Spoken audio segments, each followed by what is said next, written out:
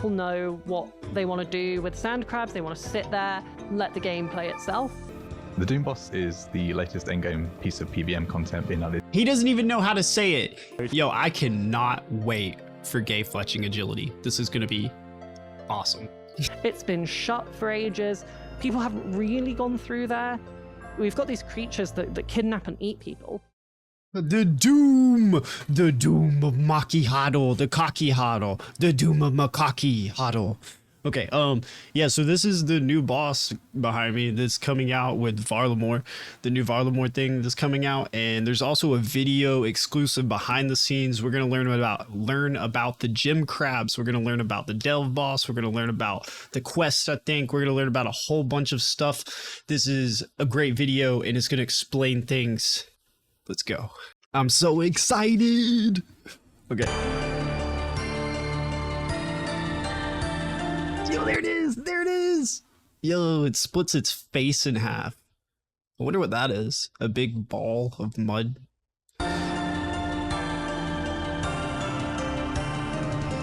Ooh, giant crab. Yo, that's gonna be cool.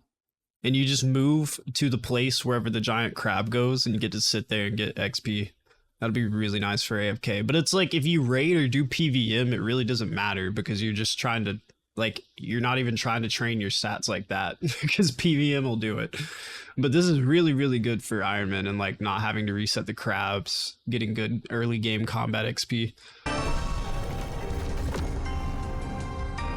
Varlamore, the final dawn. I'm really excited. I'm not even gonna lie. I don't know if you can tell. AFK combat training. Boom. That is the... I mean, that's pretty much it. Like, we can end it here, right? Like, all we need is AFK combat training.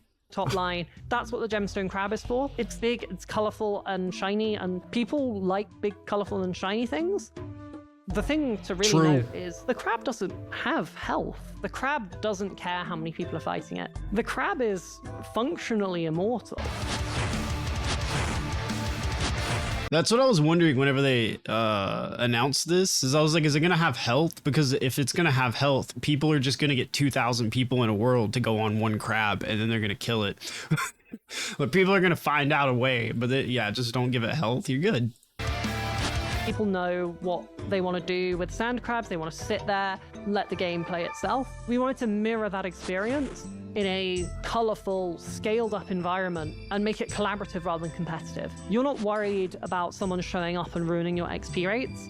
It's only really a threat to very low hit points and very low defense players, but you still get that same experience of just clicking and forgetting and doing something else on the side.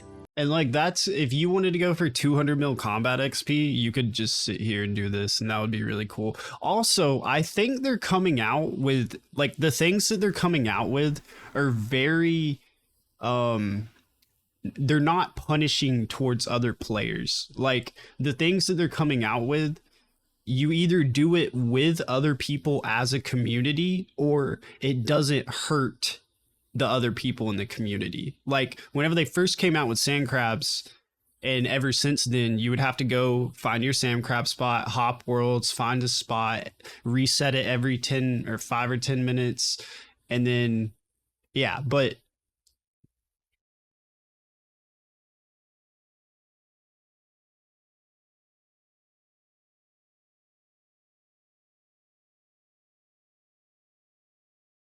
now it's very cooperative. Like, you're not worried about the people around you or having to reset it or hop worlds or anything. It's very nice, the content that they're coming out with. Eventually, your time will be up, and the crab will burrow into the ground. You'll see everyone rushing to the cave nearby and pop out where the next location the crab has moved to. And if you're in one of the top 16 players, you can mine a gem from its remains. But that is the only reward, actually. It's a... That's actually, I mean, that's kind of cool. It's probably not much, but if you're in the top 16 players of doing damage, you get to mine the crab to get gemstones. And then if you're not, you just run to the cave and then go wherever the crab's going. Nice little extra if you deal a bunch of damage to the crab compared to everyone else. I've managed to bring back a fun little character I introduced in Varlamore Part 1. They're very excited to tell you all about where the crab is and what it's up to. I'm Mod Halo, a technical designer on the Old School team. The Final Dawn, it leads on from the Heart of Darkness, Your voice is so low though. Oh. and from those that know, that had quite the dramatic end, and this quest is no different. Expect some twists, some turns, some difficult encounters, but for those that experience it, you'll finally see how their story ends. Yo, maybe whenever I do this quest, I'll remember what the other quest was, because I actually did read it. I usually don't read quests, but I did read it. I don't remember anything. Can we get a recap video? So the Final Dawn starts in the Sunrise Palace. You would have to complete Heart of Darkness and the Perilous Moons quest. I'd recommend at least combat level 100. We've got a general theme going through the quest, which we use in all the puzzles and most of the combat encounters that we don't really see in other quests. That's cool. New things. I like that. New puzzles. So in terms of reward, we've got RuneCrafting XP, Thieving XP, Fletching XP, a Combat XP lamp, access to the Crypt of Tenali, A combat XP lamp, bro. I'm max combat. I need to put that in agility. Make it agility. and the most anticipated Agility sucks. I'm sorry. update of all, the Doom of Mokhaiotl. In terms of quests outside of Yo, can we go back real quick? Hold up. That thing just burrowed out of the ground. I didn't realize that. in terms of It's like a bug, but it has a... It's like a bug that has a face shield. That's kind of crazy. There's also a demon. quests outside of the Final Dawn, well, you'll just have to see. You know they're gonna come out with like 2 or 3 random side quests, and they're gonna be funny because of the lily pad frog quest that came out with the last Varlamore thing, and everybody thought it was the best thing ever, so they're gonna do it again. There's no doubt. I'm Mac, and I am a game designer on Old School. Yo, the Doom of Mokhaiotl. The Doom boss is the latest endgame piece of PVM content being added. He doesn't even know how to say it. Dubro doesn't even know how to say the name of the own monster that they created. It's the cockle. Why do you guys make it names that no one can pronounce? So Old School. The premise behind it is that every time you defeat it, instead of killing it, it digs down into the ground and kind of gains power from the corrupted earth. It increases up to 8 times with difficulty steps each way. So once you get to level 8 and you go in again, you're rolling at the highest loot potential. So the idea is that you want to go in and sort of stay at level 8 for as long as you can before you decide that you're exhausted or you've run out of supplies and you want to leave. Rewards from the Doom boss. Bro, okay, so you get like you get some sort of protection shield. I'm guessing you have to like maybe go get it or something, and then he does a massive AoE attack, but that shield protects you. We know a mechanic! Rewards from the Doom boss, we have the Avernic Treads, which are a new tri-breed boot. Yo, Avernic Treads! Thank you! I need the Avernic Treads! I'm the guy who does boot swaps, because I just got a shadow and I want max shadow power. So Avernic Treads are going to be dope. I'm not going to ever have to do a boot swap again. And we get range strength. Yeah. These are assembled from the 3 Cerberus boots. We also have the Confliction Gauntlets, which are a new best in slot magic glove. These will boost That don't work with shadow, right? your magic accuracy by re-rolling your attack roll if you miss an attack. Lastly, we have the Eye of Ix, Yeah, but not on the shadow. But I just got the shadow. That thing's going to be expensive, I think. which is a new 3-tick wand, which bridges the gap between the Sanguinetti staff and the Shadow of Thieving quite nicely. We try to offer rewards. Like, instead of using the blowpipe in TOA, you can pretty much just use that. And then instead of using the trident in Tob, you can use that. From the Doom, which felt appropriate for the difficulty that the boss is at. While Wait, what did I just say? Did I just say a blowpipe? Sorry, I did not mean to say... I didn't mean to say blowpipe. I mean, you can bring it in TOA and use it instead of a trident or a shadow. I guess you just carry it in your inventory. I didn't mean to say blowpipe, my bad. also leaving us some room at the top end for mega rares from raids.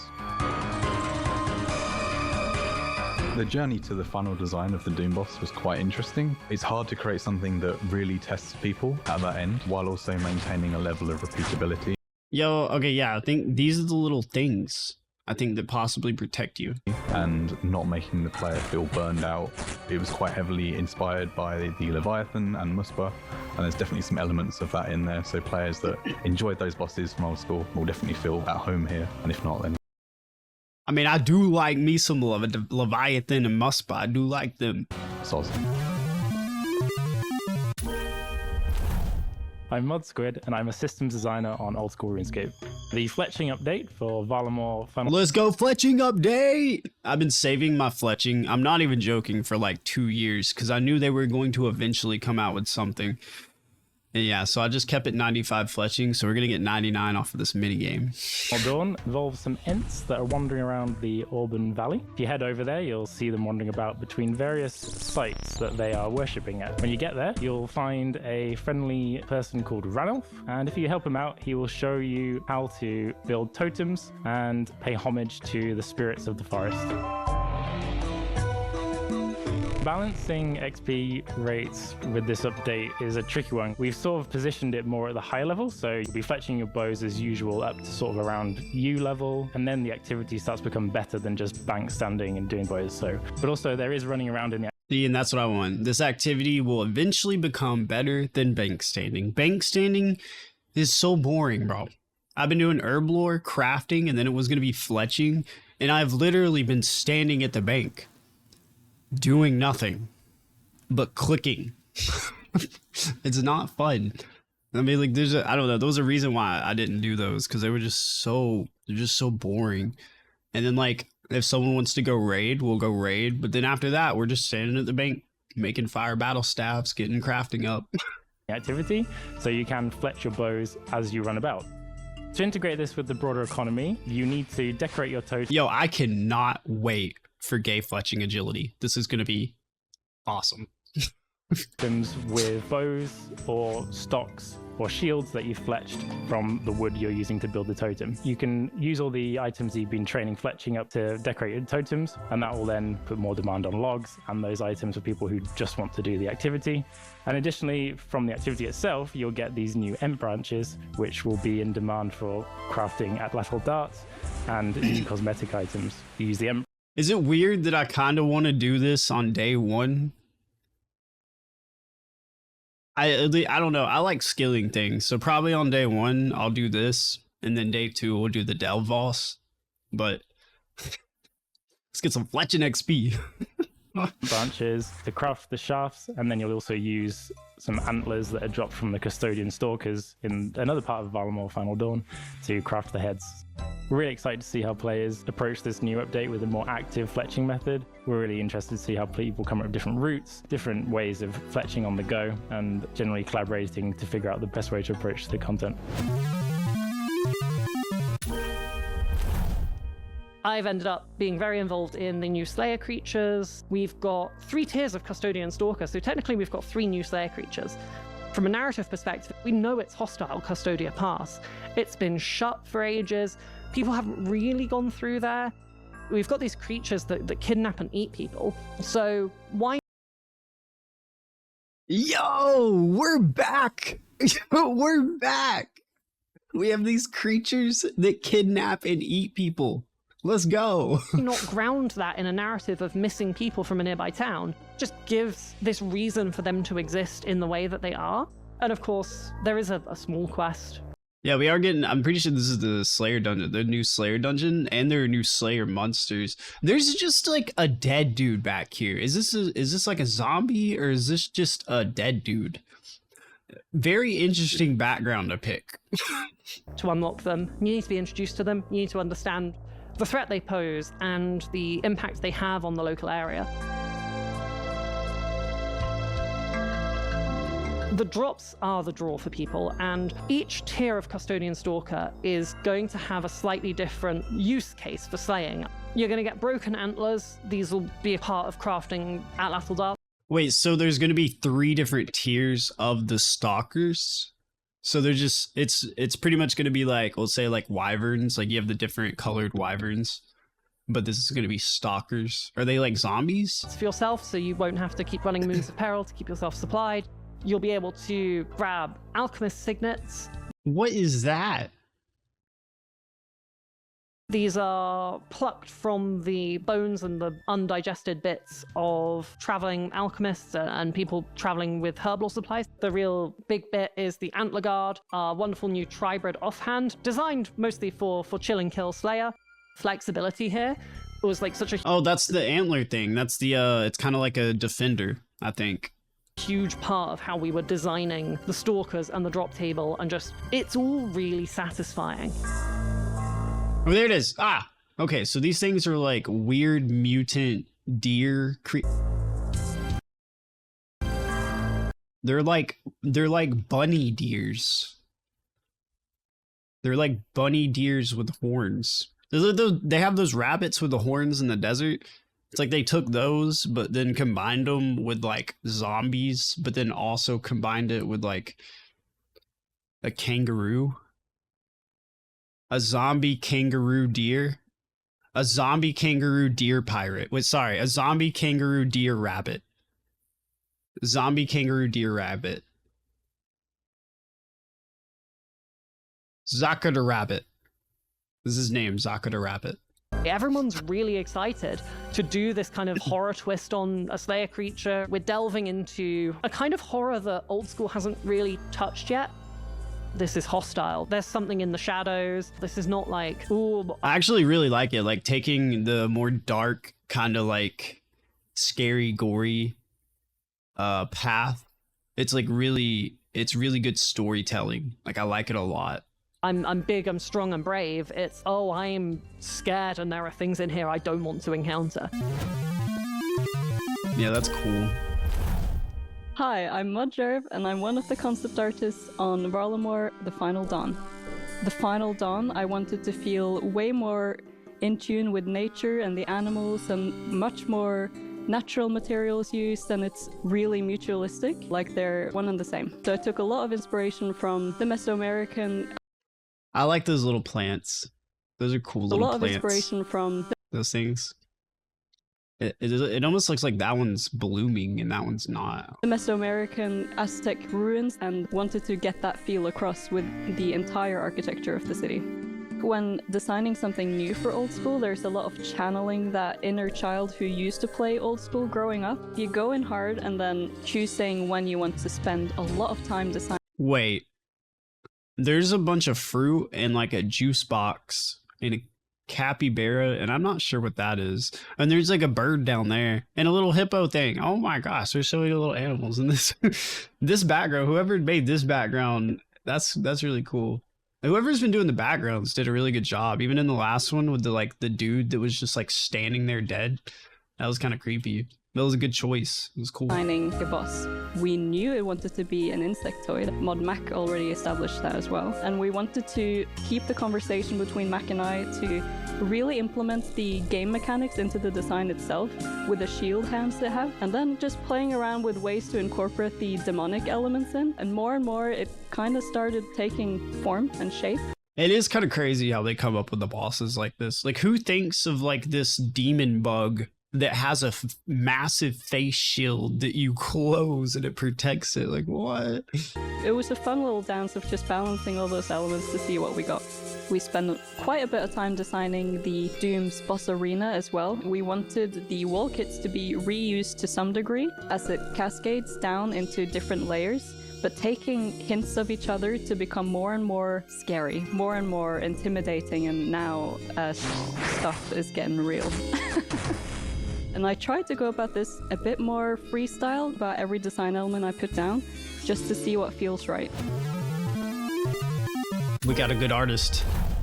Hello, I'm Mod Serma, and I am a senior audio designer. The Final Dawn covers a wide range of different locations, characters, and emotions, and we wanted to express all of this in the audio. Myself and Mod Jamesy read through all the documentation to re-immerse ourselves, which allowed us to start sketching out musical ideas. One of the challenges that we faced for the Doom boss was that there were so many things going on that we had to make sure that all the audio and all the audio cues was clearly audible, so that way the players can hear what attacks are coming. My biggest inspiration for the music is the You know, I never really thought about the audio engineers and like all the things that they go through with the bosses, like making sure things you can hear right and like nothing's in the way, and like making sure the music's good and blah blah blah blah blah. Like that's I never thought about that, but that's a really important part. Fantastic story and lore of the quest itself. I wanted to make sure that my music and sounds reflect the emotional journey that the story takes us on. When playing Old School RuneScape, the players have a certain expectation of what they will hear. We have a certain set of custom tools that we use to create our sounds and music. We can always make sure that we are keeping to the Old School RuneScape sound signature. If I had to pick a favourite piece of music, it must be the track that concludes the Varlamore storyline. This can be heard in the final combat encounter of the quest. It's a suitable epic to conclude the saga. It's a track that incorporates the key Varlamore musical theme that I first wrote back in 2019. We've had an opportunity to see this theme develop in various tracks, and now this piece of music brings this theme to an exhilarating close. There are over 10 new music tracks for this update, and each music track reflects their environment. We want you to feel really immersed with this music when you're adventuring through these lands, and we really hope you enjoy what you hear. That's cool. 10 new music tracks. I haven't gotten the music cape yet, so I might do that whenever these come out. So you might be asking, how do we put this all together? Working with art, working with audio, all sorts of disciplines. We're there talking to each other throughout the entire process, from concept all the way through to release. Art have done an amazing job of providing us this amazing landscape. There's almost a canvas for us to paint on in terms of content, where to put things. We've had awesome back and forths with our animators. They've done an amazing job with the quests and everything else, and audio as well. We tend to look at areas that already exist in game, and we always want to come back to, does it feel old school? Which I really think we've hit with this update. It's been an amazing journey, and to see it all put together at the end is truly amazing. But it's like all the artists and the designers and developers and everybody that works on the game does a really good job, like making everything seem very seamless and just not messing up the game like World of Warcraft, you know what I mean? Yo, this comes out July 23rd. That's pretty soon. That's crazy. Let's go. Yo, this comes out really soon. We're gonna have a bunch of new content. RuneScape's really good about coming out with content at a regular basis. Like, I feel like even they know that we play the game a lot. So it's like, they're always just, I don't know, they're always just coming out with really good content. And it's not like other games where they're only coming out for content for like in game. They're coming out with content for mid game, for early game, for late game. Like, they're always coming out with so much new content. You just, like, I don't know, you look at like other games, I'm sure there are a bunch of other games that get a bunch of updates, but I feel like RuneScape's really unique in how they try to fix things, quality of life, early game, mid game updates, new weapons, armor, bosses for mid game, early game. But then they're also doing in game with like Yama and the Delve boss. I would say more so the Delve boss in game. But then you have Yama with the contracts. It's like super in game. They do good.